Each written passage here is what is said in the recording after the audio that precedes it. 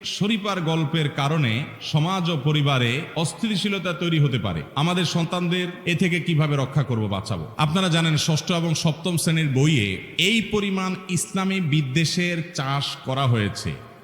এই বই দিয়ে সন্তানকে শিক্ষা নয়, বরং বিষ দেয়া হচ্ছে। এই বিষের কারণে আমাদের সন্তানরা নাস্তিক, বেঈমান, সমকামী, বেয়াদব এবং দাড়ি, টুপি এবং পর্দার প্রতি বিদ্বেষী হয়ে তারা বড় হবে।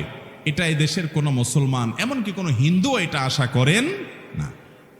কিন্তু দুঃখজনক হলেও প্রস্তাবিত বইয়ে, 6-7 বইয়ে, বিশেষ করে ইতিহাস ও সমাজবিজ্ঞানের বইয়ে সেরকম বিষয় দিয়ে পরিপূর্ণ, বইয়ের এই মাথা থেকে সে মাথা পর্যন্ত। এর মধ্যে বিশেষ করে প্রশ্নকর্তা যেটা বলেছেন, আমি এটা পড়েছি পুরো গল্পটা, একবার না অন্তত 10 বার পড়ছি, 10 বার, কমের পক্ষে আরো বেশি হবে। শরীফার গল্প নামে যে গল্প উল্লেখ করা হয়েছে এই বইয়ে, এটা হলো এই বছরের সবচেয়ে জঘন্য কর্মগুলোর মধ্যে থেকে একটা। আমাদের সমাজে কিছু অসভ্য লোক আছে। এই অসভ্য লোক, কিছু নোংরা কিসিমের মানুষ আছে। এই নোংরা কিসিমের মানুষরা এই দেশে সাংবিধানিকভাবে এখনো অবৈধ জিনিসটাকে বৈধ করার জন্য পায়তারা করছে।